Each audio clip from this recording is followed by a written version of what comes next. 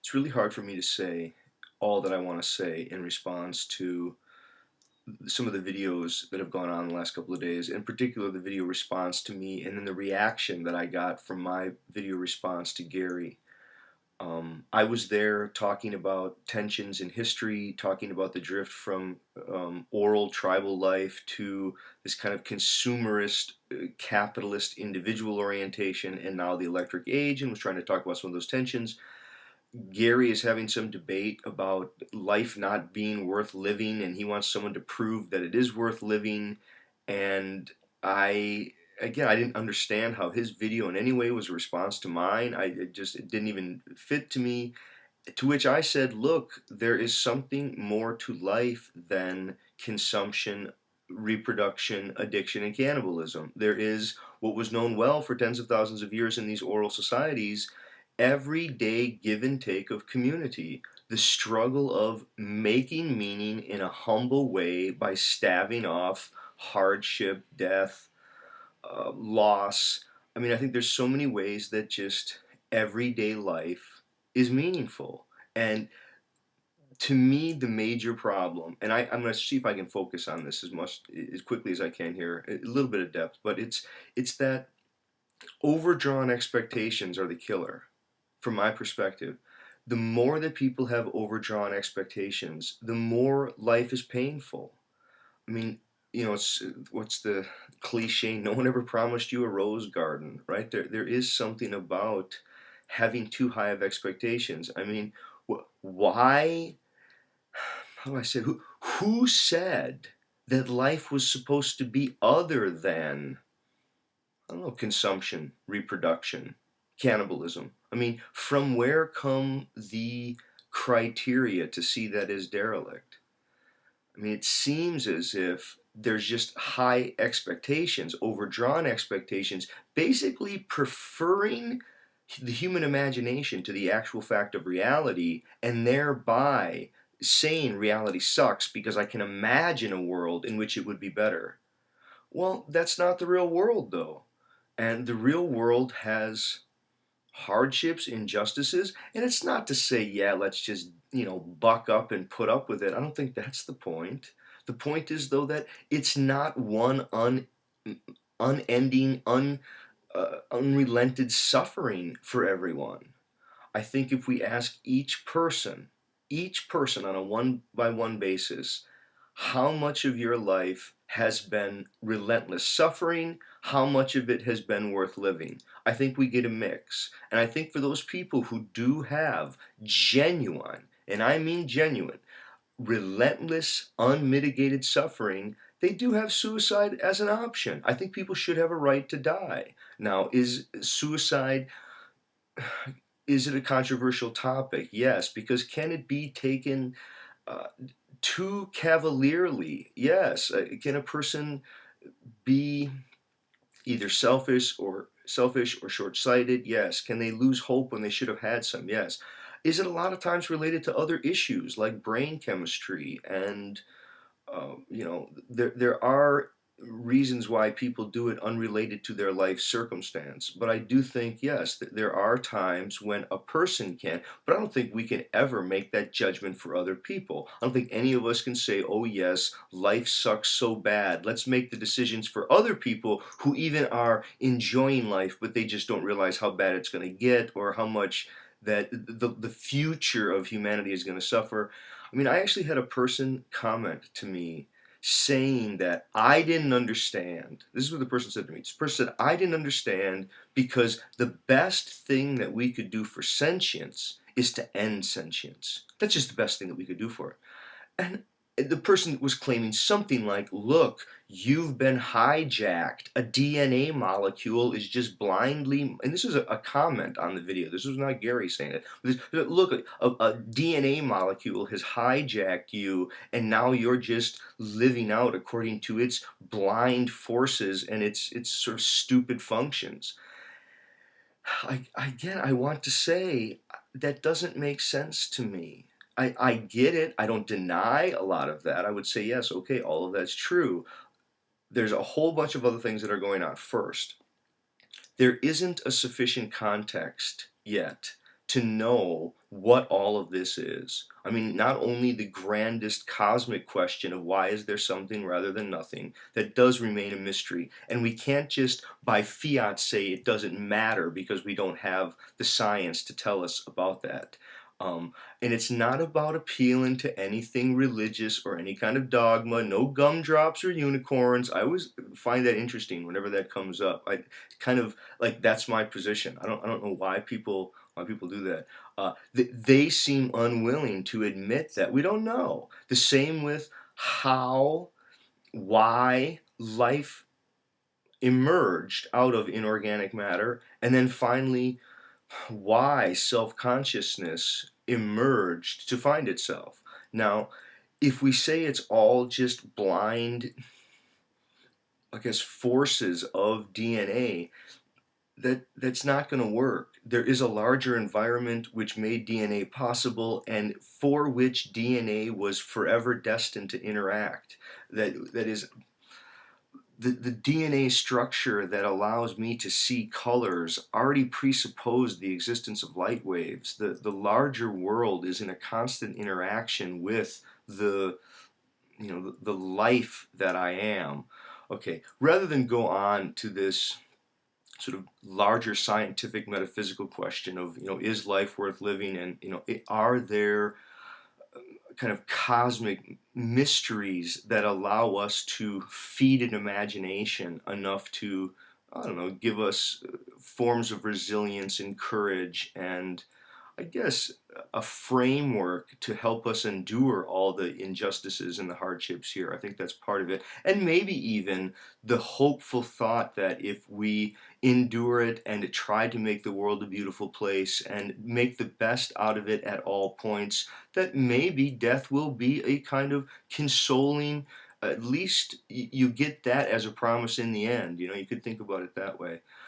I think one way to come at this from a totally different way is that I think perfectionism is the bugbear here. Perfectionism is like it's the devil in the details. There's I think we all know the great Shakespeare play that says all is well that ends well. And it's funny, but I think we could think of the other side of it. Imagine the person who says it's all bad if it ends bad. If it ends bad, does that mean it was all bad? No, that doesn't make sense. I mean, I think in some way the world is no worse than it's ever been. It's always been a horrible, gory spectacle, right? There have always been, uh, just animals running around eating each other, and a big fireball in the sky. Nobody has any clue. It's a it's a bloody spectacle. Okay, all of that. That doesn't mean, though, that there isn't countless ways that the world has made improvements. And it's the little improvements and the little hopeful ways that we can make life richer. And when I say hope, I want to get this very clear. I'm not talking about hope in some grand sense like a magic wand is going to come, like suffering is going to disappear, that worlds are all going to become rosy with everybody having big pieces of cake. No, not anything like that at all. I'm talking about hope that people will learn how to shed ego enough to gain the courage to need little. They will find the trivial little things like petting the dog and taking a walk and good old-fashioned conversation to be sufficient. I think it's what the advertisers don't want anyone to know, is that everyday conversation, this give and take that we have here on YouTube, with your friends, with your family, wherever, this is life's true riches, especially when done well. It's not an addiction. You're not needy if you want human contact. It's just one of life's great riches.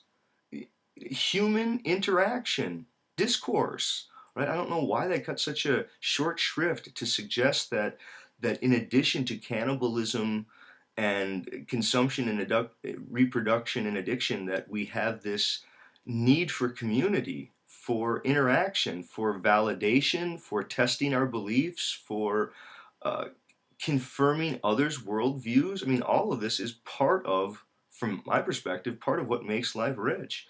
Okay, I said before that I think perfectionism is really the trouble here, and I want to get at that in a little bit more detail. One of the great lines from John Dewey is that the best is the enemy of the better.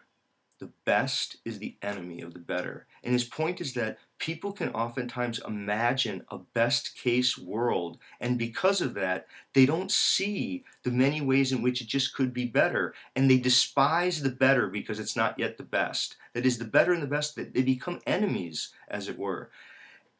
I think I sometimes see that. I see that when people say, well, it has to be no suffering, or it has to be, a complete revolution, or it's not worth it. Now, part of me is sympathetic. I do want to make sure, I want to register that. Do I think the U.S., the Western world is on maybe even the globe is on a kind of train wreck? Yes. Are our practices sustainable? No. It would take an absolute revolution in all of our practices, all of the ways we think, to really help bring the world back into alignment.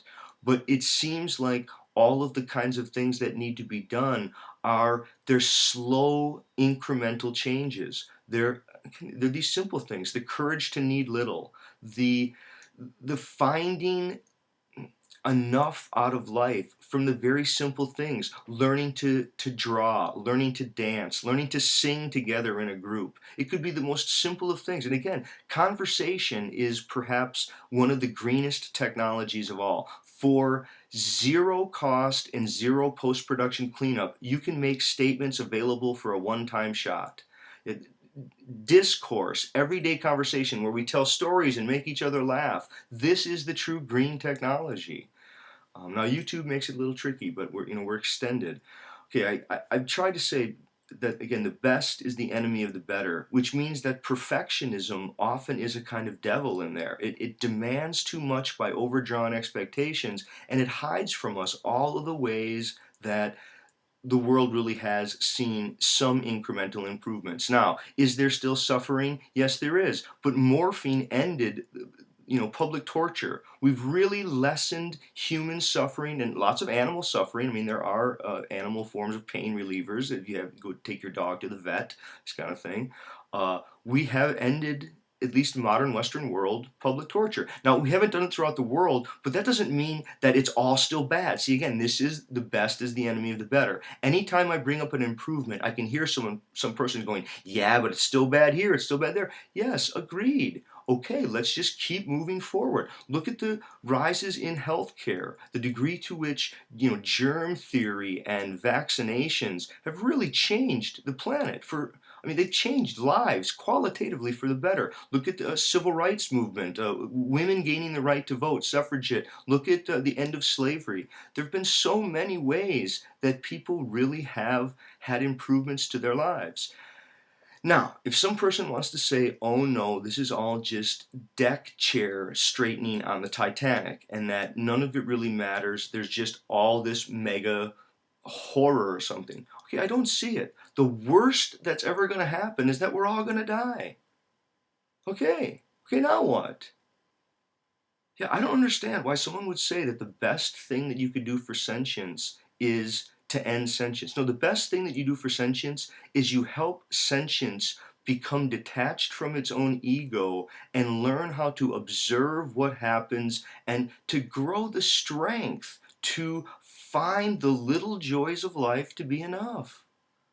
Yeah, there's wonderful parts in Seneca where Seneca talks about life's hardship, and he says, without life's hardships and its suffering, its injustices, you wouldn't be able to really prove and experience the virtuous character that you have. That is, you have character attributes of tenacity and strength and forgiveness and again, a deep, deep resilience that without serious life struggling challenges, you don't ever get to demonstrate those, prove those, have those come into existence. And it's not to advocate them. It's not saying, oh yeah, well it's great, at least you get make the best of it. It's not make the best of it. It's realize that the world is not a thought. The world is not a thought. It's a perfectionist who wants the world to be like we hoped it would be, and like we would imagine it be. I think a mature person is able to look at the world, accept all of its injustices, continue to try to make the world better, but realize that perfectionism, if pushed too far, just becomes, it's the devil itself. Okay, thanks.